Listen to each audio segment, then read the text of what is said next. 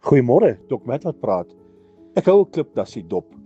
Klipdassie lê op 'n rots, so op 'n rotsskeer en hy lê in bak in die son, salig onbewus van wat rondom hom aangaan. En bokant hom is 'n arend besig om te sweef. En nou weet ek, op een stadium gaan hierdie arend duik, dan gaan hierdie klipdassie vat. En toe die arend nou besluit hy duik, is dit soos woordswars en hierdie klipdassie duik in die skeur van hierdie rots in en hy skuil. Ek het nie gedink hy hou hierdie arend dop nie, maar dit is so. Hy het gesien die gevaar dreig.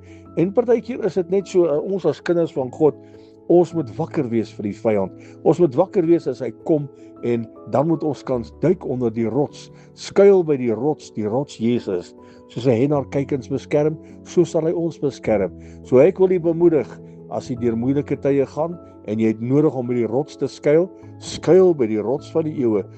Jy sal veilig wees daar en hy sal jou verseker deurdra. Skuil net by die rots. Herlewingsgroete.